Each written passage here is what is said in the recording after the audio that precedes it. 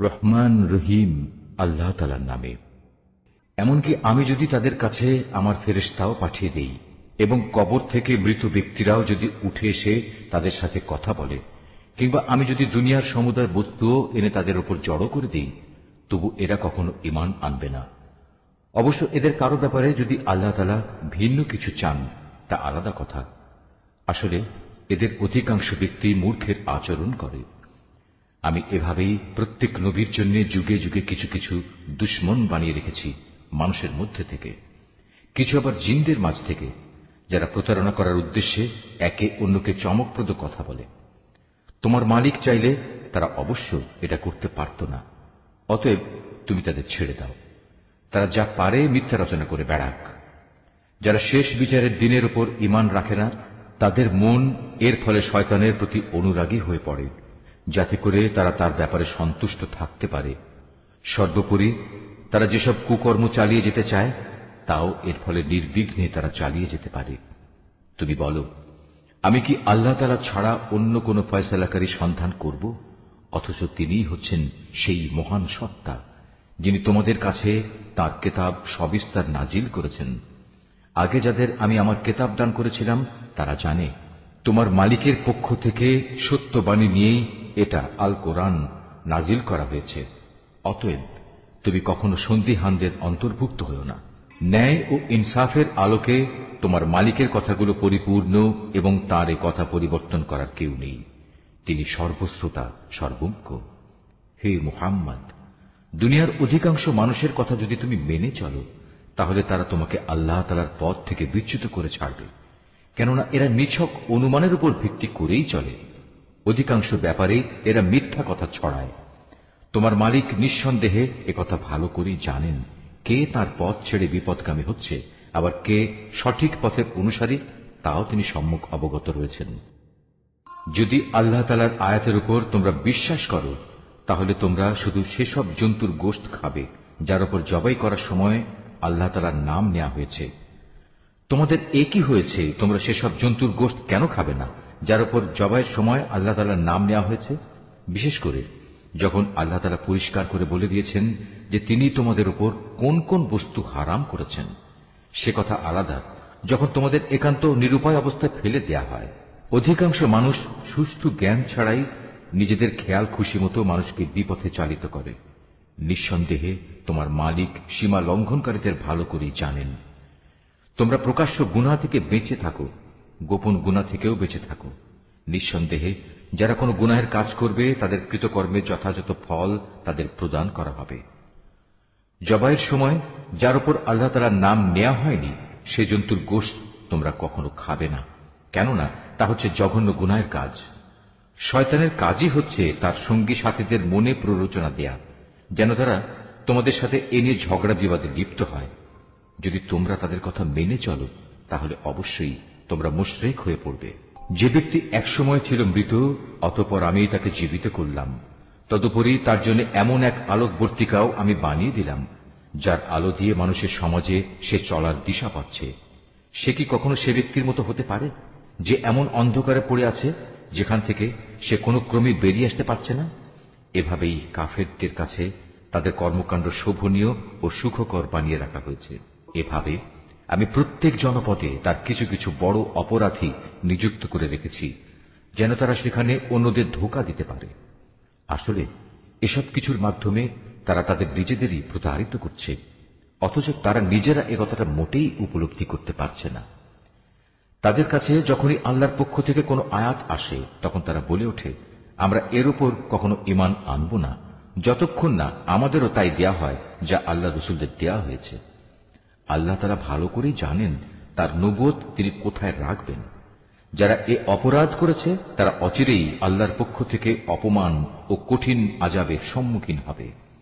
আল্লাহ তাআলা কাউকে সৎ পথে পরিচালিত করতে চাইলে তিনি তার হৃদয় ইসলামের জন্য খুলে দেন, আবার যাকে তিনি বিপদগামী করতে চান তার হৃদয় অতিশয় সংকীর্ণ করে দেন। তার ইসলামের অনুসরণ হয় এমন যেন কোনো একজন ব্যক্তি আকাশে চড়তে চাইছে, আর যারা আল্লাহর উপর বিশ্বাস করে না আল্লাহ তাআলা এভাবেই তাদের উপর অপমানজনক এক লাঞ্ছনা ও নাপাকি ছেয়ে দেন। মূলত এটিই হচ্ছে তোমার মালিকের দেখানো সহজ সরল পথ, আমি অবশ্যই আমার আয়াতসমূহ উপদেশ গ্রহণে আগ্রহী সম্প্রদায়ের জন্য বিশদভাবে বর্ণনা করেছি। তাদের মালিকের কাছে রয়েছে তাদের জন্য শান্তির এক সুন্দর নিবাস। আল্লাহ তাআলাই তাদের অভিভাবক। দুনিয়ায় তারা যা করত এটা হচ্ছে তারই বিনিময়। স্মরণ করো যেদিন আল্লাহ তাআলা সবাইকে একত্রিত করবেন, তখন তিনি শয়তানরূপী জিনদের বলবেন, হে জিন সম্প্রদায়, তোমরা তো বিভিন্ন সময় অনেক মানুষকে গোমরা করেছ। এ সময় মানুষের ভেতর থেকে যারা তাদের বন্ধু তারা বলবে, হে আমাদের মালিক, আমরা এক একজনকে ব্যবহার করে দুনিয়ার জীবনে প্রচুর লাভ কামিয়েছি, আর এভাবেই আমরা চূড়ান্ত সময়ে এসে হাজির হয়েছি যা তুমি আমাদের জন্য নির্দিষ্ট করে রেখেছিলে। আল্লাহ তাআলা বলবেন, হ্যাঁ, আজ তোমাদের সে গোমরাহির জন্য তোমাদের ঠিকানা হচ্ছে জাহান্নামের আগুন, সেখানে তোমরা চিরকাল থাকবে। অবশ্য যাদের আল্লাহ তাআলা আযাব থেকে বাঁচিয়ে দিতে চাইবেন তাদের কথা আলাদা। তোমার মালিক অবশ্যই প্রজ্ঞাময় ও সম্যক অবহিত। আমি এভাবে একদল জালেমকে তাদেরই অন্যায় কার্যকলাপের দরুন আর একদল জালেমের উপর ক্ষমতাবান করে দেই। আল্লাহ তাআলা সেদিন আরো বলবেন, হে জিন ও মানুষ সম্প্রদায়, বলো, তোমাদের কাছে কি তোমাদেরই মধ্যে থেকে আমার এমন এমন সব রসুল আসেনি যারা আমার আয়াতগুলো তোমাদের কাছে বর্ণনা করত, উপরন্তু যারা তোমাদের ভয় দেখাতো যে তোমাদের আজকের এ দিনের সম্মুখীন হতে হবে? সেদিন ওরা বলবে, হ্যাঁ এসেছিল, তবে আজ আমরা আমাদের নিজেদের বিরুদ্ধেই সাক্ষ্য দিচ্ছি। মূলত দুনিয়ার জীবন এদের প্রতারিত করে রেখেছিল। তারা নিজেদের বিরুদ্ধেই একথা সাক্ষ্য দেবে যে তারা আসলেই কাফের ছিল। এটা এজন্যে যে তোমার মালিক অন্যায়ভাবে এমন কোন জনপদের মানুষকে ধ্বংস করেন না যার অধিবাসীরা সত্য দিন সম্পর্কে সম্পূর্ণ গাফেল থাকে। তাদের নিজস্ব কর্ম অনুযায়ী প্রতিটি ব্যক্তির জন্যই তার মর্যাদা রয়েছে। তোমার মালিক তাদের কাজকর্ম সম্পর্কে মোটেই উদাসীন নন। তোমার মালিক নিজে কারো মুখাপেক্ষী নন। দয়া ও অনুগ্রহের মালিক তিনি যদি চান তাহলে তোমাদের এই জনপদ থেকে সরিয়ে নিতে পারেন এবং তোমাদের পরে অন্য যাদের তিনি চান এখানে এনে বসিয়েও দিতে পারেন, যেমনি করে তোমাদেরও তিনি অন্য সম্প্রদায়ের বংশধর থেকে উত্থান ঘটিয়েছেন। তোমাদের কাছে যে প্রতিশ্রুতি দেয়া হচ্ছে তা অবশ্যই আসবে, আর তোমরা আল্লাহকে ব্যর্থ করে দেওয়ার ক্ষমতা রাখো না। তাদের তুমি বলে দাও, হে আমার জাতি, তোমরা নিজ নিজ জায়গায় যা যা করার করে যাও, আমিও আমার করণীয় করে যাব। অচিরেই তোমরা জানতে পারবে কার জন্য পরিণামে সুন্দর ঘর নির্দিষ্ট রয়েছে। জালেমরা কখনো সাফল্য লাভ করতে পারে না। স্বয়ং আল্লাহ তাআলা যে শস্য উৎপাদন করেছেন এবং গবাদি পশু সৃষ্টি করেছেন, এ মূর্খ ব্যক্তিরা তারই এক অংশ আল্লাহর জন্য নির্দিষ্ট করে রাখে এবং নিজেদের খেয়াল খুশি মতো একথা বলে। এ অংশ হচ্ছে আল্লাহর জন্য আর এ অংশ হচ্ছে আমাদের দেবতার জন্য।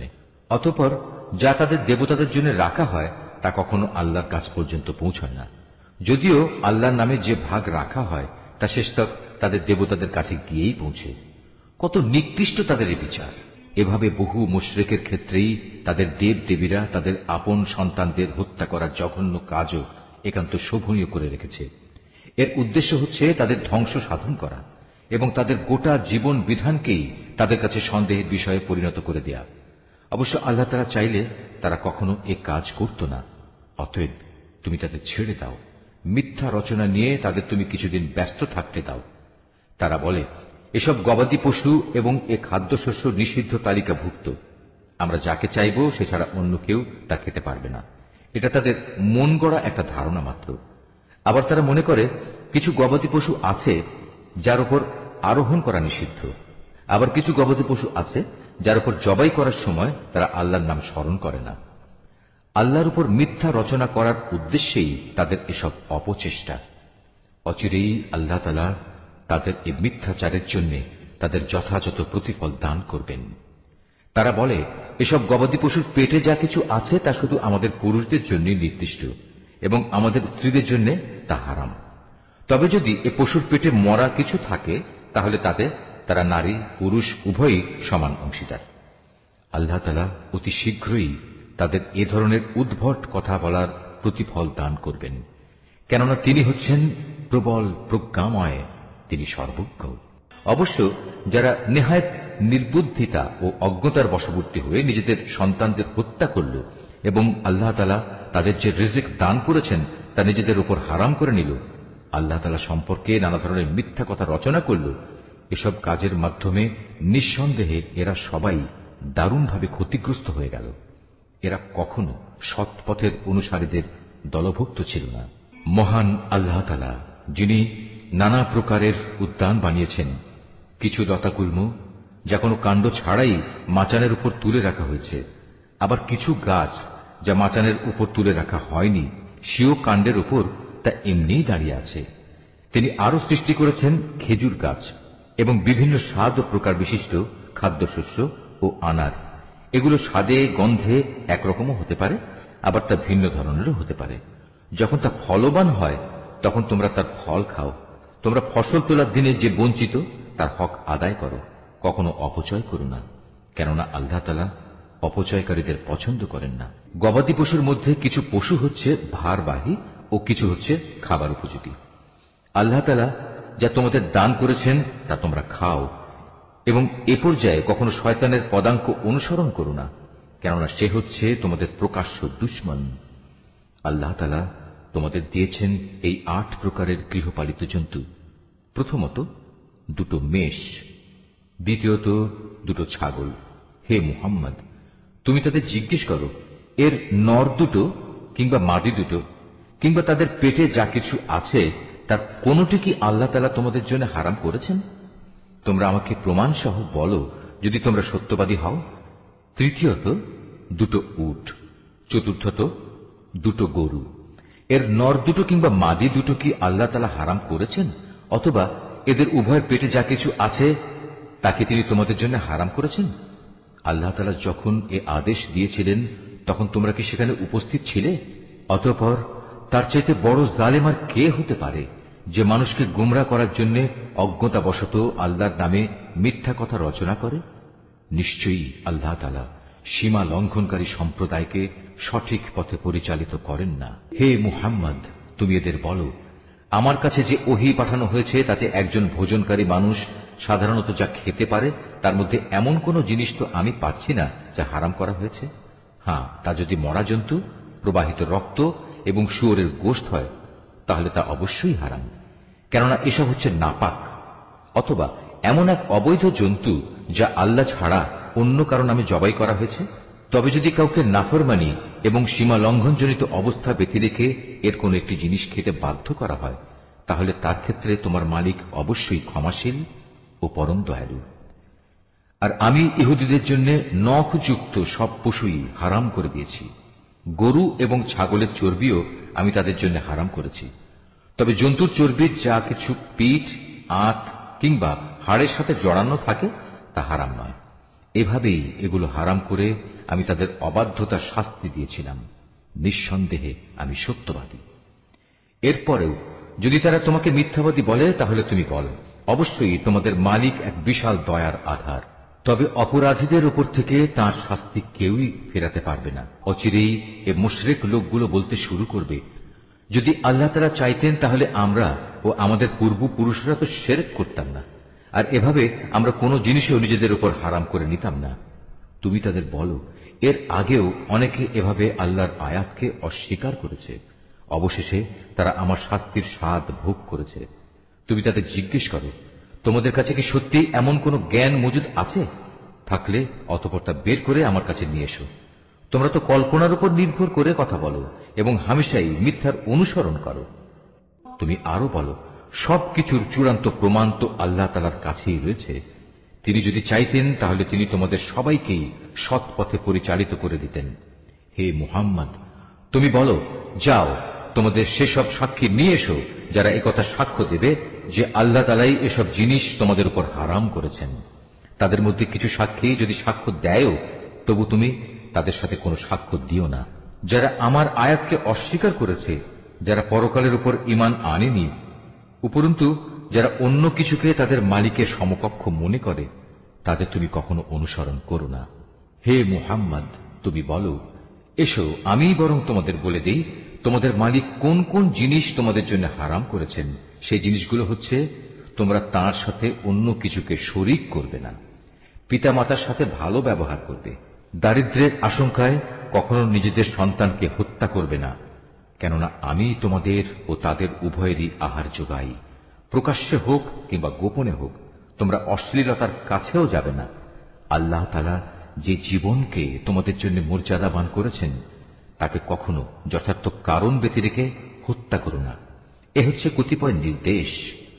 আল্লাহ তাআলা এর মাধ্যমে তোমাদের আদেশ দিয়েছেন, এগুলো যেন তোমরা মেনে চলো। আশা করা যায় তোমরা তাঁর বাণীসমূহ অনুধাবন করতে পারবে। তোমরা কখনো এতিমদের সম্পদের কাছেও যাবে না। তবে উদ্দেশ্য যদি নেক হয় তাহলে সে একটা নির্দিষ্ট বয়স সীমার পৌঁছা পর্যন্ত কোনো পদক্ষেপ নিলে তা ভিন্ন কথা। পরিমাপ ও ওজন করার সময় ন্যায্যভাবেই তা করবে। আমি কখনো কারো ওপর তার সাধ্য সীমার বাইরে কোনো দায়িত্ব চাপাই না। যখনই তোমরা কোনো ব্যাপারে কথা বলবে তখন ইনসাফ প্রতিষ্ঠা করবে, যদি তা তোমাদের একান্ত আপনজনের বিরুদ্ধেও হয়। তোমরা আল্লাহ তাআলাকে দেয়া সব অঙ্গীকার পূরণ করো। এ হচ্ছে আরো কতিপয় আদেশ। এর মাধ্যমে আল্লাহ তাআলা তোমাদের আদেশ দিয়েছেন তোমরা যেন এগুলো মেনে চলো। আশা করা যায় তোমরা উপদেশ গ্রহণ করতে পারবে। এটা হচ্ছে আমার দেখানো সহজ সরল পথ। অতএব একমাত্র এ পথেরই তোমরা অনুসরণ করো। কখনো ভিন্ন পথ অবলম্বন করো না, কেননা ভিন্ন পথ অবলম্বন করলে তা তোমাদের তার পথ থেকে বিচ্ছিন্ন করে দেবে। এ হচ্ছে আরো কয়েকটি নির্দেশ। আল্লাহ তাআলা এর মাধ্যমে তোমাদের আদেশ দিচ্ছেন যেন তোমরা এগুলো মেনে চলো। আশা করা যায় তোমরা আল্লাহ তাআলাকে ভয় করবে। অতঃপর আমি মূসাকে হেদায়েত সম্বলিত কিতাব দান করেছিলাম। তা ছিল পরিপূর্ণ এবং বিশদ হেদায়েত ও রহমত, যাতে করে বনী ইসরাইল সম্প্রদায়ের লোকেরা একথার উপর বিশ্বাস স্থাপন করে যে একদিন তাদের সবাইকে তাদের মালিকের সমীপে হাজির হতে হবে। এ কল্যাণময় কিতাবও আমি তোমাদের জন্য নাজিল করেছি। অতএব তোমরা এর অনুসরণ করো এবং কিতাবের শিক্ষানুযায়ী তোমরা আল্লাহ তাআলাকে ভয় করো। হয়তো তোমাদের উপর দয়া ও অনুগ্রহ প্রদর্শন করা হবে। এখন তোমরা আর একথা বলতে পারবে না যে আল্লাহর কিতাব তো আমাদের আগের ইহুদি ও খ্রিস্টান এ দুটো সম্প্রদায়কেই দেওয়া হয়েছিল, তাই আমরা সে কিতাবের পাঠ সম্পর্কে অজ্ঞ ছিলাম। অথবা একথা বলারও কোনো অজুহাত পাবে না যে যদি ইহুদি খ্রিস্টানদের মতো আমাদেরও কোনো কিতাব দেয়া হতো তাহলে আমরা তো তাদের চাইতে বেশি সৎপথের অনুসারী হতে পারতাম। আজ তোমাদের কাছে সত্যি তোমাদের মালিকের পক্ষ থেকে সুস্পষ্ট প্রমাণ, হেদায়েত ও রহমত সর্বস্ব কিতাব এসেছে। তোমরা এর অনুসরণ করো। তার চাইতে বড় জালেম আর কে যে আল্লাহর আয়াতসমূহকে অস্বীকার করবে এবং তা থেকে মুখ ফিরিয়ে নেবে? জেনে রেখো, যারাই এভাবে আমার আয়াত থেকে মুখ ফিরিয়ে নেয় অচিরেই আমি তাদের এ জঘন্য আচরণের জন্য এক নিকৃষ্ট ধরনের শাস্তি দেব। তারা কি সেদিনের প্রতীক্ষা করছে যে তাদের কাছে আসমান থেকে আল্লাহ তাআলার ফেরেশতা নাজিল হবে, কিংবা স্বয়ং তোমাদের মালিকই তাদের কাছে এসে তাদের হাতে কিতাব দিয়ে যাবেন, অথবা মালিকের পক্ষ থেকে কোনো নিদর্শনের কোনো অংশ এসে তাদের জান্নাত জাহান্নাম দেখিয়ে দিয়ে যাবে? অথচ যেদিন সত্যি তোমার মালিকের পক্ষ থেকে এমন কোন নিদর্শন আসবে সেদিন তো হবে কিয়ামতের দিন। তখন যে ব্যক্তি এর আগে ঈমান আনেনি কিংবা যে ব্যক্তি তার ঈমান দিয়ে ভালো কিছু অর্জন করেনি তার জন্য এ ঈমান আনাটা কোনোই কাজে আসবে না। হে মুহাম্মদ, তুমি তাদের বলো, ঠিক আছে, তোমরাও প্রতীক্ষা করো, আমিও প্রতীক্ষা করছি। যারা নিজেদের দিনকে টুকরো টুকরো করে নিজেরাই নানা দল উপদলে বিভক্ত হয়ে গেছে তাদের কোনো দায়িত্বই তোমার উপর নেই। তাদের ফয়সালার ব্যাপারটা আল্লাহ তাআলার হাতে। যেদিন তারা তার কাছে ফিরে যাবে তখন তিনি তাদের বিস্তারিত বলবেন তারা কে কি করছিল। তোমাদের মাঝে কেউ যদি একটা সৎ কাজ নিয়ে আল্লাহ তাআলার সামনে আসে তাহলে তার জন্য 10 গুণ বিনিময়ের ব্যবস্থা থাকবে। অপরদিকে যদি কেউ একটা গুনাহের কাজ নিয়ে আল্লাহ তাআলার কাছে আসে তাকে তার একটাই প্রতিফল দেয়া হবে। সেদিন তাদের কারো উপর জুলুম করা হবে না। হে মুহাম্মদ, তুমি তাদের বলো, অবশ্যই আমার মালিক আমাকে সঠিক পথ দেখিয়েছেন, সুপ্রতিষ্ঠিত জীবন বিধান। এটাই হচ্ছে ইব্রাহিমের একনিষ্ঠ পথ। সে কখনো মুশরিকদের দলভুক্ত ছিল না। তুমি একান্ত বিনয়ের সাথে বলো, অবশ্যই আমার নামাজ, আমার ইবাদত, আমার জীবন, আমার মৃত্যু সব কিছুই সৃষ্টিকুলের মালিক আল্লাহ তাআলার জন্য। তার শরীক সমকক্ষ কেউ নেই। আর একথা বলার জন্যই আমাকে আদেশ দেয়া হয়েছে। আত্মসমর্পণকারী মুসলমানদের মধ্যে আমি হচ্ছে সর্বপ্রথম। তুমি আরো বলো, এরপরেও আমি কি আল্লাহ তাআলা ছাড়া অন্য কোন মালিক সন্ধান করে বেড়াবো? অথচ আমি জানি তিনি সবকিছুর নিরঙ্কুশ মালিক। তার বিধান হচ্ছে প্রতিটি ব্যক্তি তার কৃতকর্মের জন্য এককভাবে নিজেই দায়ী হবে এবং কিয়ামতের দিন কোনো বোঝা বহনকারী ব্যক্তি অন্য কোনো লোকের পাপের বোঝা বহন করবে না। অতঃপর একদিন তোমাদের সবাইকে তোমাদের আসল মালিকের কাছে ফিরে যেতে হবে। সেদিন আল্লাহ তাআলা তোমাদের সেসব কিছুই জানিয়ে দেবেন। দুনিয়ার জীবনে যা নিয়ে তোমরা মতবিরোধ করতে, তিনি সে মহান সত্তা, তিনি তোমাদের এ জমিনে তার প্রতিনিধি বানিয়েছেন এবং এ কারণে তিনি তোমাদের একজনকে অন্যজনের উপর কিছু বেশি মর্যাদা দান করেছেন। এর উদ্দেশ্য হচ্ছে আল্লাহ তাআলা তোমাদের সবাইকে যা কিছু দিয়েছেন তা দিয়েই তিনি তোমাদের কাছ থেকে কৃতজ্ঞতার পরীক্ষা নিতে চান। জেনে রেখো, তোমার মালিক শাস্তি দানের ব্যাপারে অত্যন্ত কঠোর ও তৎপর। আবার তিনি বড়ই ক্ষমাশীল ও পরম দয়াময়।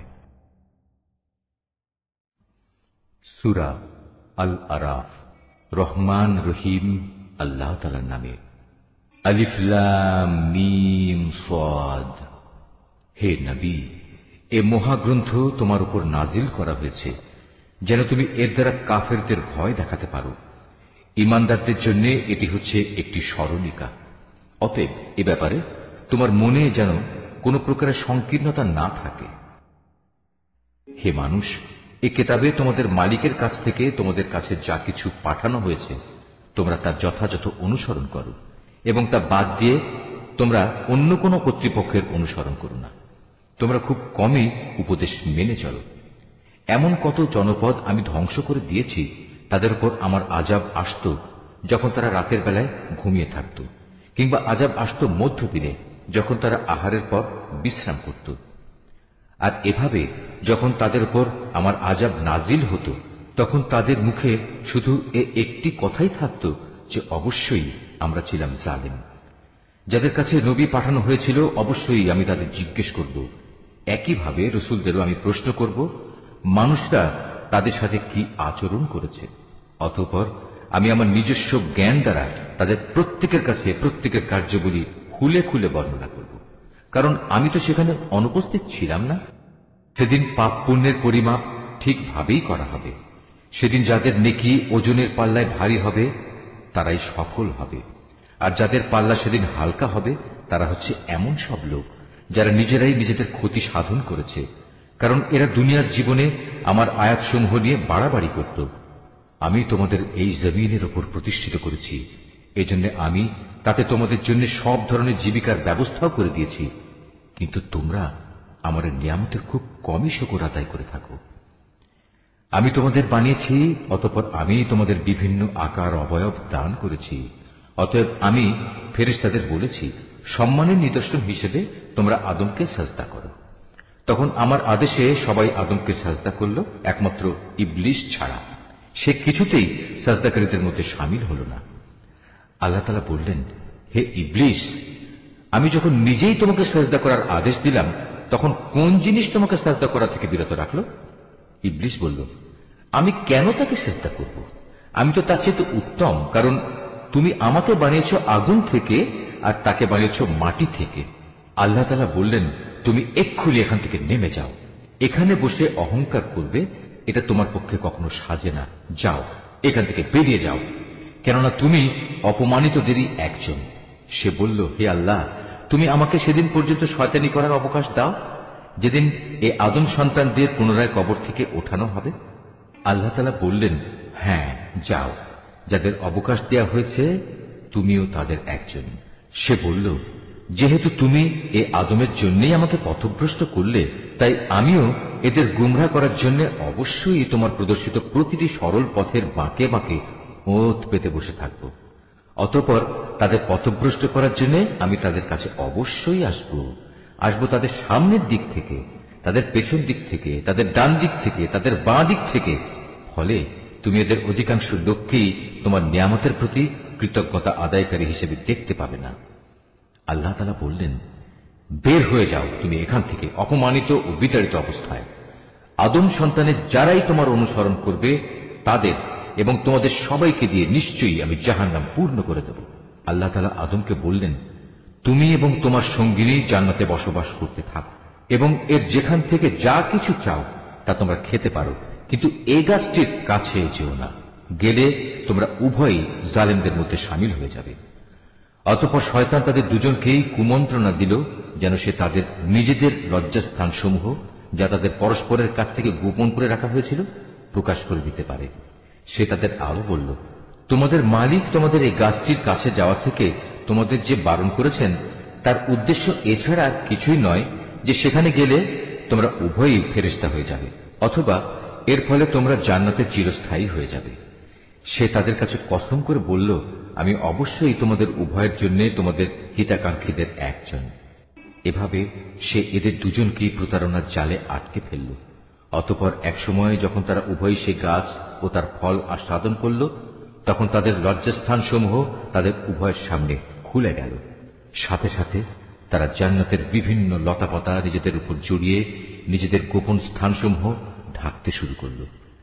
তাদের মালিক তখন তাদের ডাক দিয়ে বললেন, আমি কি তোমাদের উভয়কে এই গাছটির কাছে যাওয়া থেকে নিষেধ করিনি, এবং আমি কি তোমাদের একথা বলে দেইনি যে শয়তান হচ্ছে তোমাদের উভয়ের প্রকাশ্য দুশমন? নিজেদের ভুল বুঝতে পেরে তারা দুজনেই বলে উঠল, হে আমাদের মালিক, আমরা আমাদের নিজেদের উপর জুলুম করেছি। তুমি যদি আমাদের মাফ না করো তাহলে অবশ্যই আমরা চরম ক্ষতিগ্রস্তদের দলে সামিল হয়ে যাব। আল্লাহ তাআলা বললেন, এবার তোমরা সবাই এখান থেকে নেমে যাও।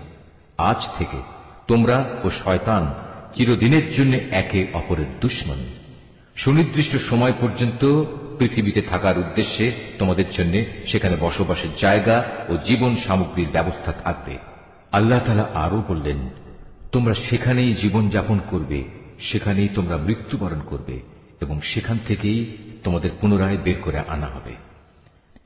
হে আদম সন্তানরা, আমি তোমাদের উপর পোশাক সংক্রান্ত বিধান পাঠিয়েছি, যাতে করে এর দ্বারা তোমরা তোমাদের গোপন স্থানসমূহ ঢেকে রাখতে পারো এবং নিজেদের সৌন্দর্যও ফুটিয়ে তুলতে পারো।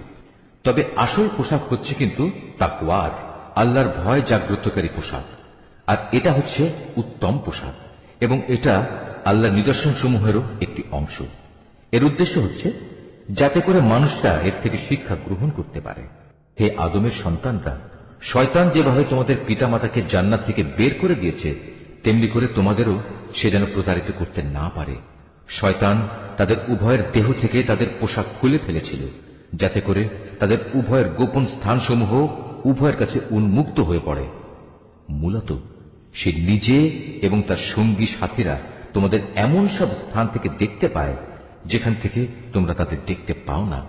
যারা আমাকে বিশ্বাস করে না তাদের জন্য শয়তানকে আমি অভিভাবক বানিয়ে দিয়েছি। এদের অবস্থা হচ্ছে, তারা যখন কোনো অশ্লীল আচরণ করে তখন তারা বলে, আমরা আমাদের পূর্বপুরুষদেরও এর উপর পেয়েছি, স্বয়ং আল্লাহ তাআলাই আমাদের এর নির্দেশ দিয়েছেন। হে নবী, তুমি বলো, আল্লাহ তাআলা কখনো অশ্লীল কিছুর হুকুম দেন না। তোমরা কি আল্লাহ তাআলা সম্পর্কে এমন কিছু বলছো যার ব্যাপারে তোমরা কিছুই জানো না? তুমি আরো বলো, আমার মালিক তো শুধু ন্যায় ইনসাফের আদেশ দিচ্ছেন। তার আদেশ হচ্ছে প্রতিটি ইবাদতেই তোমরা তোমাদের লক্ষ্য স্থির রাখবে, তাকেই তোমরা ডাকো, জীবন বিধান একান্তভাবে তার জন্যই খালেস করে।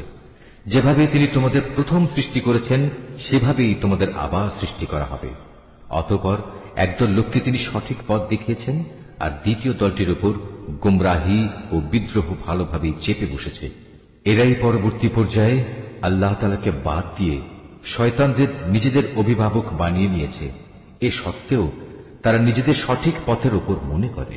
হে আদম সন্তানরা, তোমরা প্রতিটি ইবাদতের সময়ই তোমাদের সৌন্দর্য মণ্ডিত পোশাক গ্রহণ করো, তোমরা খাও এবং পান করো, তবে কোনো অবস্থাতেই অপচয় করো না, কেননা আল্লাহ তাআলা অপচয়কারীদের কখনো পছন্দ করেন না। হে নবী, তুমি বলো, আল্লাহ তাআলার দয়া, সৌন্দর্য মণ্ডিত পোশাক এবং পাক পবিত্র জিনিস খাবার খাওয়া তোমাদের জন্য কে হারাম করেছে? এগুলো তো আল্লাহ তাআলা স্বয়ং নিজেই তার বান্দাদের জন্য বের করে এনেছেন। তুমি বলো, এগুলো হচ্ছে সাধারণত পার্থিব পাওনা, কিন্তু কিয়ামতের দিন বিশেষভাবে এগুলো ঈমানদারদের জন্য নির্দিষ্ট থাকবে। এভাবেই আমি জ্ঞানী সমাজের জন্য আমার আয়াতসমূহ খুলে খুলে বর্ণনা করি।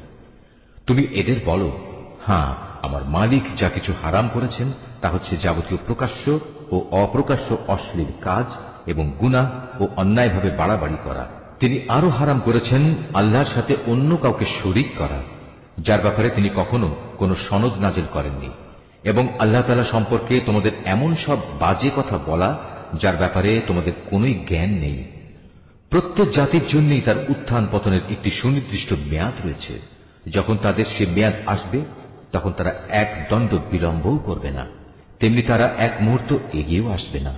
হে আদম সন্তানরা, শুরুতেই আমি তোমাদের বলেছিলাম, যখনই তোমাদের কাছে তোমাদের মধ্যে থেকে এমন কোন রসুল আসবে যারা তোমাদের কাছে আমার আয়াত পড়ে শোনাবে, তখন যারা সে অনুযায়ী আমাকে ভয় করবে এবং নিজেদের সংশোধন করে নেবে তাদের কোনোই ভয় থাকবে না, তারা কখনো দুশ্চিন্তাগ্রস্তও হবে না।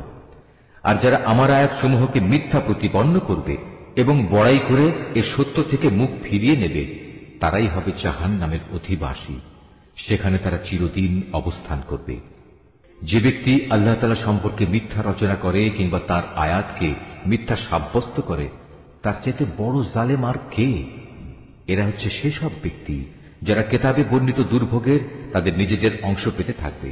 এমনি ভাবে তাদের মৃত্যুর সময় তাদের কাছে আমার ফেরেশতারা যখন এসে হাজির হবে, তখন ফেরেশতারা বলবে, বলো তারা এখন কোথায় যাদের তোমরা আল্লাহ তাআলার বদলে ডাকতে? তারা বলবে, আজ তারা আমাদের ছেড়ে সরে গেছে। তারা সেদিন সবাই নিজেদের বিরুদ্ধে সাক্ষ্য দেবে, তারা সত্যি কাফির ছিল। আল্লাহ তাআলা বলবেন, তোমাদের আগে যেসব মানুষের দল, জিনের দল গত হয়ে গেছে, তাদের সাথে তোমরাও আজ সবাই জাহান্নামের আগুনে ঢুকে পড়ো। এমনি করে যখন এক একটি জনগোষ্ঠী জাহান্নামে দাখিল হতে থাকবে, তখন তারা তাদের আদর্শগত ভাই বোনদের উপর লানত দিতে থাকবে। এভাবে লানত দিতে দিতে যখন সবাই সেখানে গিয়ে একত্র হবে, তখন তাদের শেষের দলটি পূর্ববর্তী দলের ব্যাপারে বলবে, হে আমাদের মালিক, এরাই হচ্ছে সেসব লোক যারা আমাদের গোমরা করেছিল, তুমি এদের জাহান্নামের শাস্তি দ্বিগুণ করে দাও। আল্লাহ তাআলা বলবেন, আজ তোমাদের প্রত্যেককেই দ্বিগুণ শাস্তি দেওয়া হবে, কিন্তু তোমরা তো অনুধাবনই করতে না।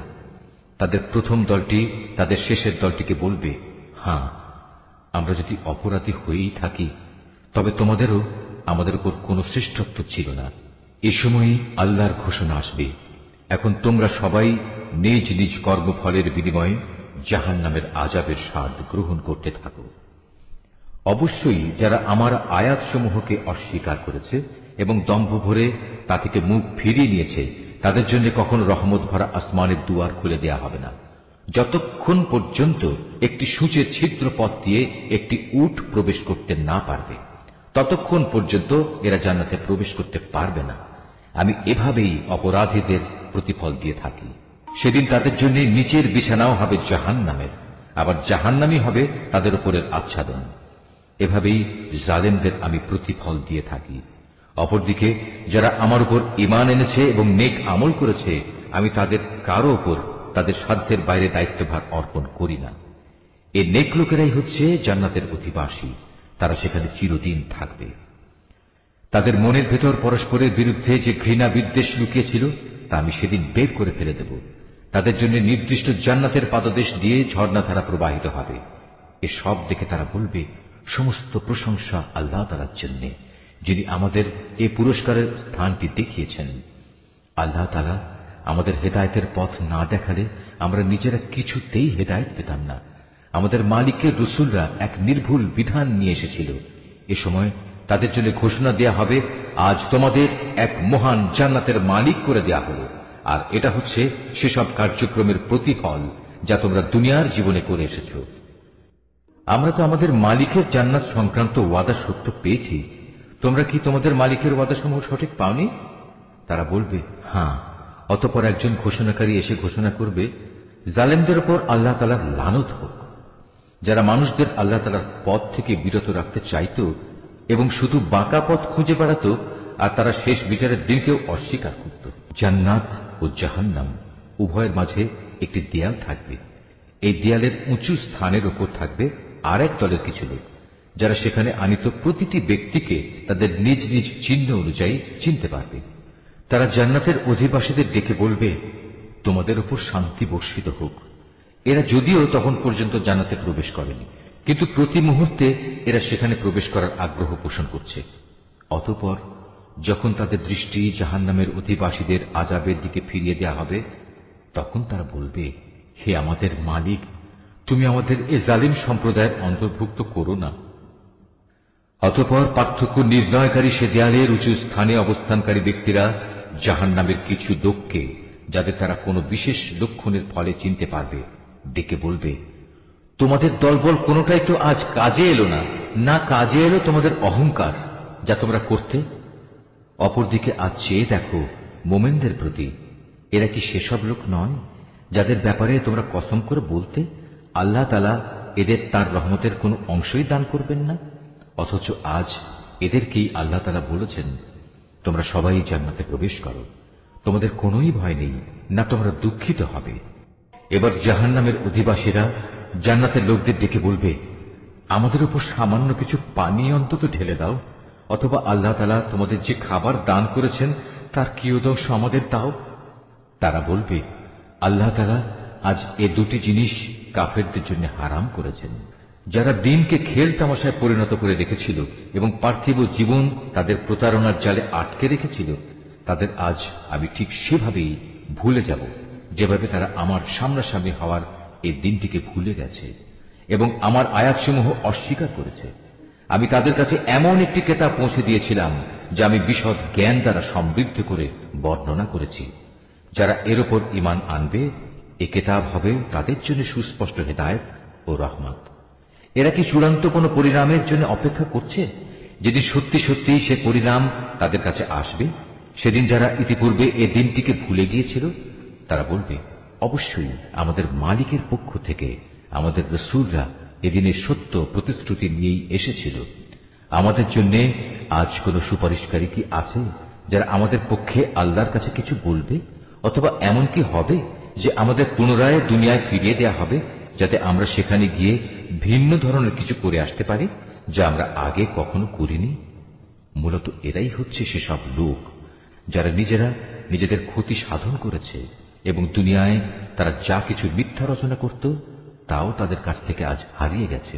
অবশ্যই তোমাদের মালিক আল্লাহ তাআলা, যিনি 6 দিনে আসমান সমূহ ও জমিন সৃষ্টি করেছেন, অতঃপর তিনি আরশের উপর অধিষ্ঠিত হন।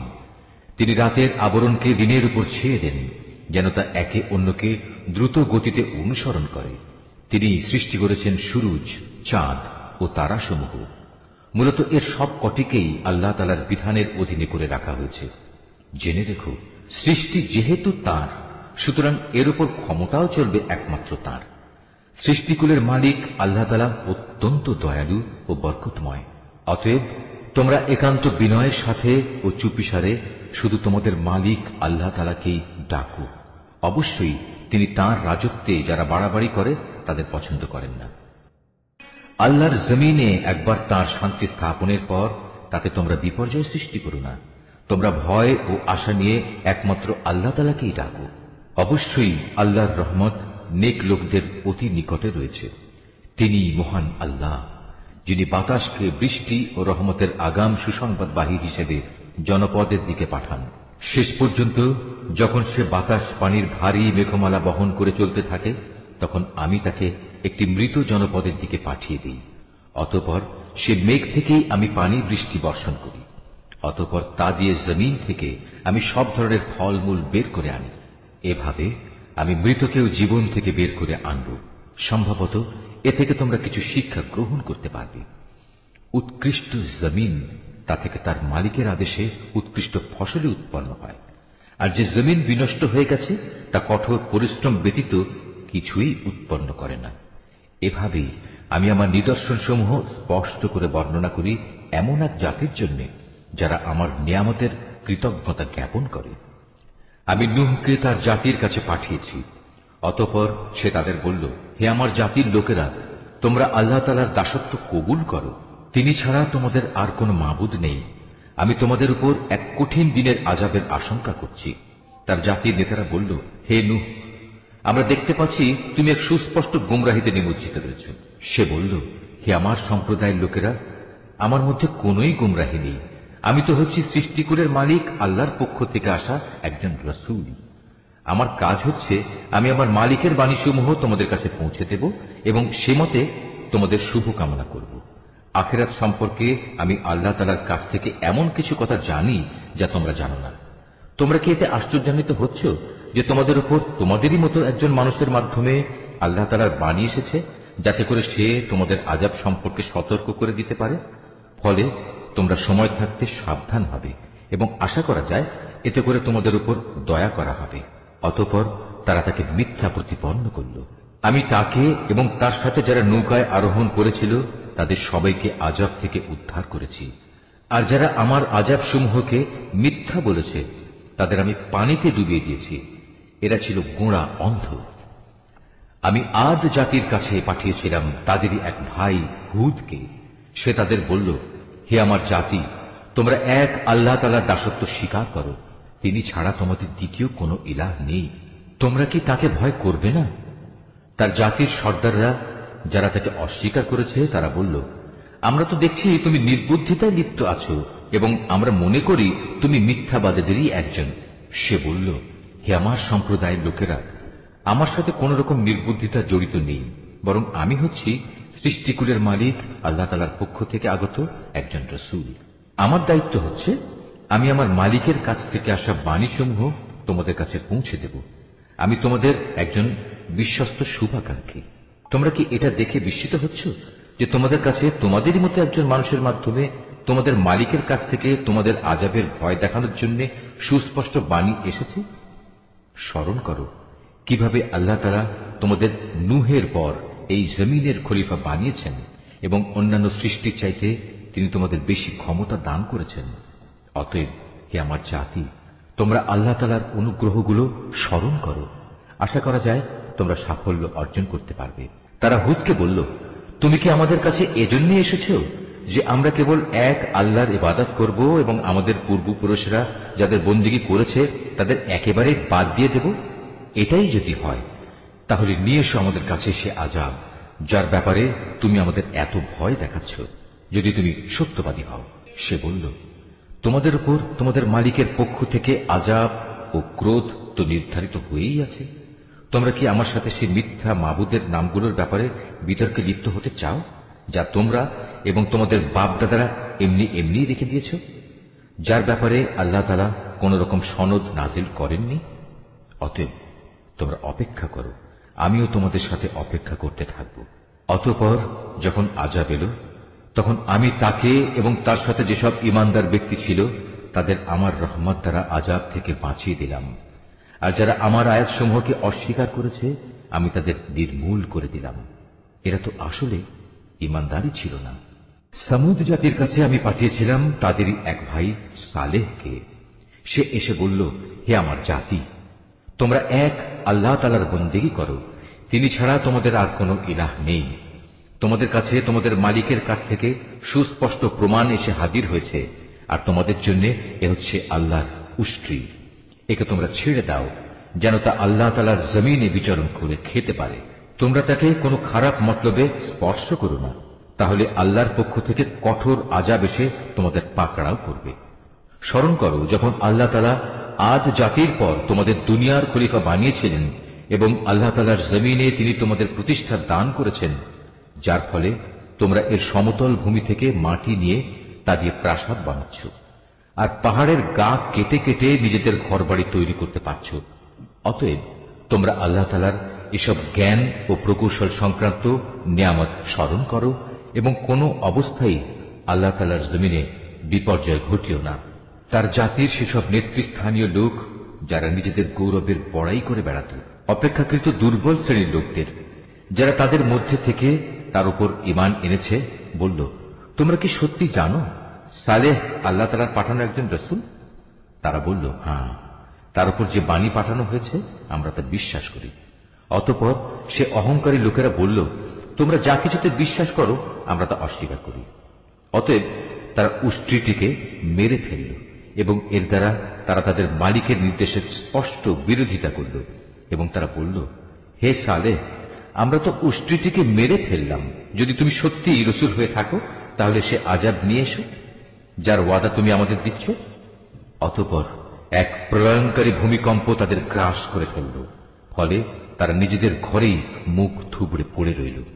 অতঃপর সে তাদের কাছ থেকে অন্যদিকে চলে গেল এবং সে নিজের জাতিকে বলল, আমি আমার মালিকের সতর্কবাণী তোমাদের কাছে পৌঁছে দিয়েছিলাম এবং তোমাদের জন্য কল্যাণও কামনা করেছিলাম, কিন্তু তোমরা তো কোনো কল্যাণকামীদের পছন্দই করো না। আমি লূতকেও পাঠিয়েছিলাম, যখন সে তার জাতিকে বলেছিল, তোমরা এমন এক অশ্লীলতার কাজ করছো যা তোমাদের আগে সৃষ্টিকুলের আর কেউ কখনো করেনি। তোমরা যৌন তৃপ্তির জন্য নারীদের বাদ দিয়ে পুরুষদের কাছে যাও। আসলে তোমরা হচ্ছে এক সীমা লঙ্ঘনকারী জাতি। তার জাতির কাছে তখন একথা বলা ছাড়া আর কোনো জবাবই ছিল না যে সবাই মিলে তাদের তোমাদের জনপদ থেকে বের করে দাও, কেননা এরা হচ্ছে কতিপয় পাক পবিত্র মানুষ। অতঃপর যখন আমার আযাব এলো, তখন আমি তাকে এবং তার পরিবার পরিজনকে উদ্ধার করলাম, তার স্ত্রীকে ছাড়া। সে আযাবে কবলিত হয়ে পেছনের লোকদের মধ্যে শামিল থেকে গেল। আমি তাদের উপর প্রচন্ড আযাবের বৃষ্টি বর্ষণ করতে থাকলাম। সুতরাং তুমি ভালো করে চেয়ে দেখো অপরাধী ব্যক্তিদের পরিণাম সেদিন কি ভয়াবহ হয়েছিল। আর মদিয়ানবাসীদের কাছে আমি পাঠিয়েছিলাম তাদেরই এক ভাই শোয়েবকে। সে তাদের বলল, হে আমার জাতি, তোমরা এক আল্লাহ তাআলার বন্দেগী করো, তিনি ছাড়া তোমাদের আর কোনো ইলাহ নেই। তোমাদের কাছে তোমাদের মালিকের পক্ষ থেকে সুস্পষ্ট নিদর্শন এসে গেছে, অতএব তোমরা সে মোতাবেক ঠিক ঠিক মতো পরিমাপ ও ওজন করবে। মানুষদের দেওয়ার সময় কখনো কম দিয়ে তাদের ক্ষতিগ্রস্ত করো না। আল্লাহ তাআলার এ জমিনে শান্তি ও সংস্কার স্থাপিত হওয়ার পর তাতে তোমরা পুনরায় বিপর্যয় সৃষ্টি করো না। তোমরা যদি আল্লাহ তাআলার উপর ঈমান আনো, তাহলে এটাই তোমাদের জন্য কল্যাণকর। প্রতিটি রাস্তায় তোমরা এজন্য বসে থেকো না যে তোমরা লোকদের ভীত সন্ত্রস্ত করবে, এবং যারা ঈমান এনেছে তাদের তোমরা আল্লাহ তাআলার পথ থেকে বিরত রাখবে, আর সবসময় অহেতুক দোষ ত্রুটি খুঁজতে থাকবে। স্মরণ করে দেখো, যখন তোমরা সংখ্যায় ছিলে নিতান্ত কম, অতঃপর আল্লাহ তোমাদের সংখ্যা বাড়িয়ে দিলেন। অতএব তোমরা পুনরায় চেয়ে দেখো বিপর্যয় সৃষ্টিকারীদের পরিণাম কি হয়েছিল। আমাকে যে বাণী দিয়ে পাঠানো হয়েছে তার উপর কোন একটি জনগোষ্ঠী যদি ঈমান আনে আর একটি দল যদি তার উপর আদৌ ঈমান না আনে, তাহলে আল্লাহর কি ক্ষতি হবে? অতঃপর তোমরা ধৈর্য ধারণ করো যতক্ষণ না আল্লাহ তাআলা নিজেই আমাদের মাঝে একটা ফয়সালা করে দেন। তিনিই হচ্ছেন উত্তম ফয়সালাকারী। নিশ্চয়ই আল্লাহ যা বলেছেন সত্য বলেছেন।